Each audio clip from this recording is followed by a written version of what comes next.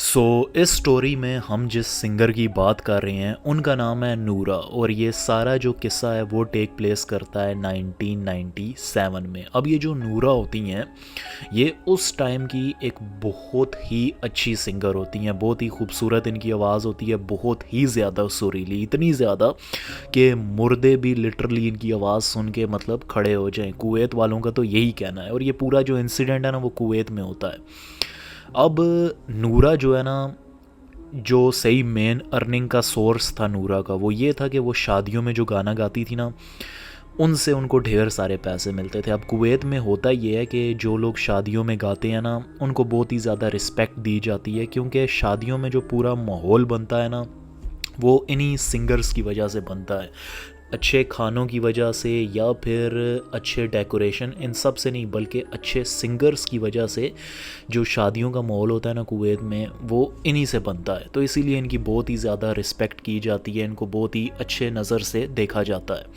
अब नूरा भी जो है ना, क्योंकि उसकी आवाज़ बहुत ही ज़्यादा खूबसूरत होती है तो वो अलग अलग शादियों के जो इवेंट्स होते हैं उनमें जाती हैं अपने बैंड के साथ गाना गाने के लिए। अब इसी तरह से गर्मियों की बात है, नूरा एक इवेंट से, किसी की शादी से मतलब परफॉर्म करके किसी की शादी पे अपने मतलब कमरे में आ जाती हैं अपने घर।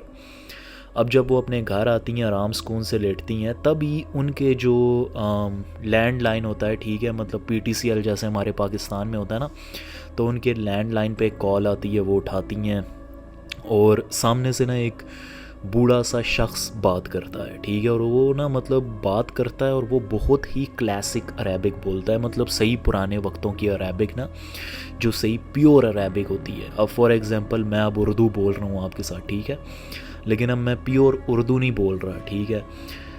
अब अगर आप स्टूडेंट हो तो आपने देखा होगा 11वीं 12वीं की जो उर्दू की बुक होती है उसमें आपने शेर व शायरी गज़लें पढ़ी होंगी, कितनी मुश्किल होती है ना उसमें उर्दू जो प्योर वाली होती है। तो लिटरली हमें उसकी तशरीह करनी पड़ती है, तो वो होती है प्योर उर्दू। इसी तरह से जो है ना एक क्लासिक अरेबिक होती है, प्योर अरेबिक, मतलब सही बहुत ही मुश्किल से समझ आती है, कुछ ही लोगों को आती है, ऐसे अरबी तो कोई भी बोल लेता है। तो जब नूरा वो अरेबिक सुनती है ना तो वो भी एक सेकंड के लिए हैरान हो जाती है और वो उस शख्स से पूछती भी है कि आपको इतनी अच्छी अरेबिक कैसे आती है ना, आपने कहाँ से सीखी है। तो वो शख्स कहता है हमने सीखी नहीं, हमें आती है। तो नूरा समझती है कि यार ये तो कोई बहुत ही पुराना आदमी है वगैरह वगैरह।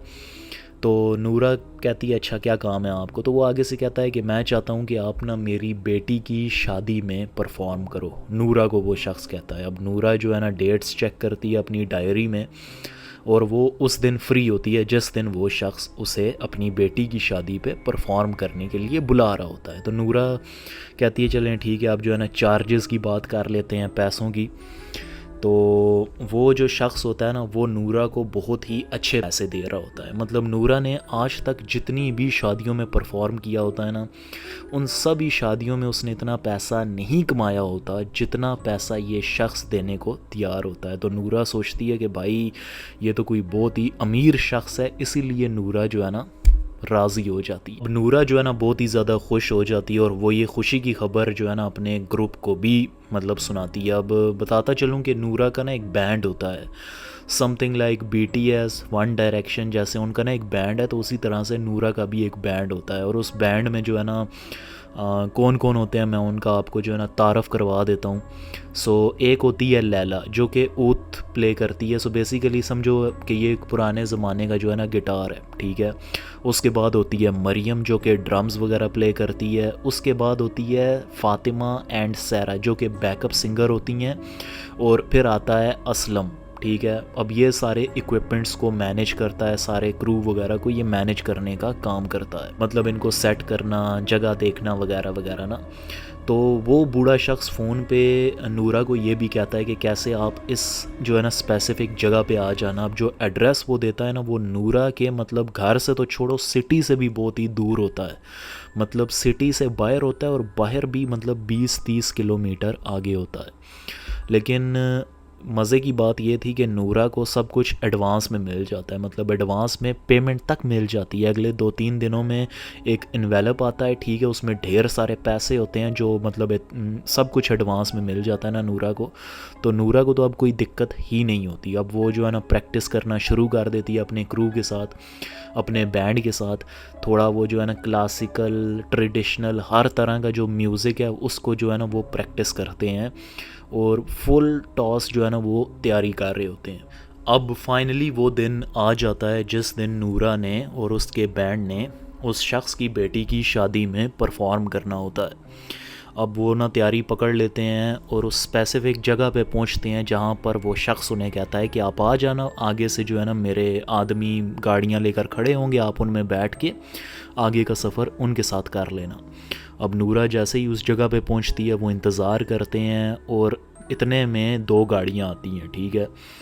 और नूरा और उसके जो मेंबर्स होते हैं अपने इंस्ट्रूमेंट्स वगैरह लेकर ना उन गाड़ियों में एडजस्ट हो जाते हैं और अपने सफ़र पे निकल पड़ते हैं। अब शाम का टाइम होता है, आहिस्ता आहिस्ता रात होना शुरू हो जाती है और जो सिटी का व्यू होता है ना वो आहिस्ता आहिस्ता गायब होना शुरू हो जाता है और दोनों गाड़ियाँ ना रेगिस्तान से जा रही होती हैं आराम सुकून से। अब नूरा, ठीक है, और उसके बैंड मेंबर आराम सुकून से बैठे हैं, सफ़र हो रहा है, 1-2 घंटे से सफ़र हो रहा है, ठीक है। अब इतने में एक और आदमी नज़र आता है उन्हें, ठीक है, अपनी गाड़ी के साथ, और वो इनको इशारा करता है और ये दोनों गाड़ियाँ उस आदमी की गाड़ी को फॉलो करना शुरू कर देती हैं। फॉलो करते करते करते करते वो एक महल पे पहुंच जाते हैं, ठीक है।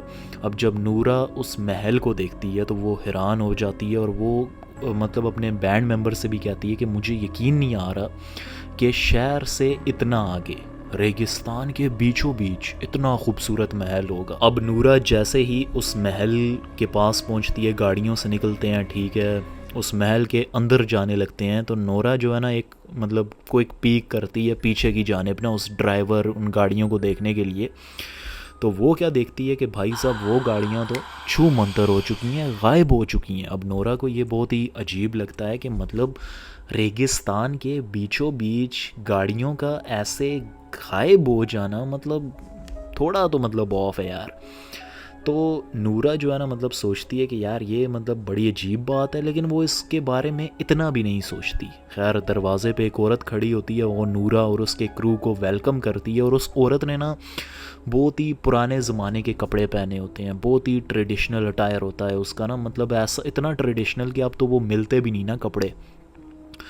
तो बहुत ही ये विंटेज थीम को फॉलो कर रहे होते हैं। तो नूरा देखती है कि महल भी अंदर से ऐसे सजा हुआ है जैसे पुराने वक्तों के जो महल थे ना वो सजाए जाते थे, कोई भी लेटेस्ट चीज़ नहीं होती, सब कुछ पुराना। बहुत ही विंटेज थीम को ये लोग फॉलो कर रहे थे। अब नूरा जो है ना इम्प्रेस भी होती है, at the same time confused भी होती है, ठीक है। खैर वो औरत नूरा और उसके जो बैंड मेंबर्स होते हैं उनको एक जगह पे ले जाती है और उस जगह पे ना मतलब आसमान खुला होता है, ऊपर छत नहीं होती।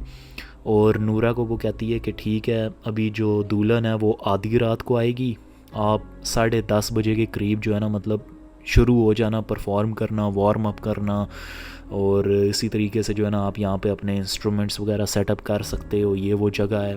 अब इससे पहले नूरा या फिर उसके बैंड मेंबर्स उस औरत से मज़ीद सवाल कर पाते, वो औरत वहाँ से गायब हो जाती है, वहाँ से चली जाती है और इतनी तेज़ी से जाती है कि नूरा को भी नहीं दिखाई देता कि कहाँ गई और ना ही उसके मेंबर्स को। खैर वो नूरा और उसके जो मेंबर्स होते हैं वो इंस्ट्रूमेंट्स को सेट करना शुरू कर देते हैं और हल्का हल्का वार्म अप भी करना शुरू कर देते हैं। अब यहाँ पर एक छोटी सी अजीब सी चीज़ होती है कि नूरा की जो आवाज़ है वो एको कर रही होती है, मतलब गूंज रही होती है। अब नूरा को समझ में नहीं आती कि ये हो क्या रहा है, वो समझती है कि पता नहीं कोई ग्लिच होगा वगैरह वगैरह।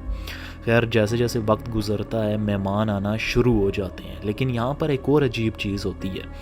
नूरा या फिर नूरा के जो बैंड मेंबर्स होते हैं, ठीक है, उनमें से कोई भी मेहमानों को आता हुआ नहीं देखता। मतलब एक होता है ना कि दरवाजे से आ रहे हैं मेहमान, नहीं यार, मतलब एक जगह जो अभी खाली है, फॉर एग्ज़ाम्पल ये रूम मेरा खाली और यहाँ पर अचानक से पीछे मतलब लोग अपीयर हो जाएं, अल्लाह ना करे लेकिन अगर हो जाएं तो कितना अजीब लगेगा ना। तो ऐसा हुआ ना, मतलब एक जगह जो मतलब खाली थी वो 1 मिनट में भर गई, 2 मिनट में भर गई, आहिस्ता आहिस्ता लोग आना शुरू हो गए। अब मैं चाहता हूँ कि तुम यहाँ पर ख़ुद को रख के देखो कि तुम्हें कैसा लगे कि अगर ये सब हो, ठीक है। अब नूरा जो है ना आहिस्ता आहिस्ता गाना शुरू कर देती है और आहिस्ता आहिस्ता 20 मिनट के अंदर अंदर 300 लोग उस जगह पर आ जाते हैं, 300 लोग। अब नूरा जो है ना इससे भी बड़े क्राउड के सामने परफॉर्म कर चुकी होती है, तो ना ही वो नर्वस होती है, तो ना ही वो कुछ, तो मतलब उसके लिए ये सब कुछ नॉर्मल होता है ना, तो उसे कोई दिक्कत नहीं आती। वो आहिस्ता आहिस्ता गाना शुरू कर देती है और वो जितने भी 300 या फिर 300 से भी ज़्यादा लोग वहाँ पर होते हैं, औरतें मर्द, वो सब मतलब जैसे ही नूरा गाना शुरू करती है वो सब मतलब पागल से हो जाते हैं, खुशी के मारे ना नाचना शुरू कर देते हैं। और वो इतने अजीब तरीके से नाचते हैं कि नूरा भी हैरान हो जाती है। मतलब जो उनकी मूवमेंट होती है वो ना मतलब सिंक्ड होती है। फॉर एग्जांपल, ठीक है ना, मतलब कभी तुमने कपल्स को डांस करते हुए देखा कि वो मतलब कितना एक पैटर्न में नाचते हैं, ऐसे वो लोग नाच रहे। मतलब अगर पीछे वाला यूं यूं कर रहा है ना, तो सामने नाचने वाला भी यूं यूं ही करेगा। मतलब एक जैसा डांस कर रहे वो सब, एक ही तरह से वो हिल रहे। मतलब बहुत ही अजीब सी मूवमेंट थी ना उनकी, और इतनी अजीब थी कि ऐसी मूवमेंट किसी इंसान की हो ही नहीं सकती। अब नूरा जब ये सब कुछ देख रही होती है तो बहुत ही ज़्यादा कंफ्यूज होती है ना। अब खैर वो परफॉर्म करती रहती है, जो उसकी जॉब होती है, ठीक है। आहिस्ता आहिस्ता स्टेज पे लोग आते हैं, पैसे देते हैं, टिप्स वगैरह नूरा को, तो वो नॉर्मल बात होती है, ठीक है। नूरा एक्सेप्ट करती है और वहाँ पर एक औरत आती है, नूरा के हाथ में पैसे रखती है, और जैसे ही नूरा उसका हाथ पकड़ती है ना, तो नूरा की आंखें मतलब ऐसे बड़ी हो जाती हैं ना। उस औरत का हाथ जो नूरा को पैसे देने आई थी इतना गर्म, मानो कि मतलब नूरा ने कोयला पकड़ लिया और जलता हुआ, इतना गर्म हाथ, नूरा बताती है।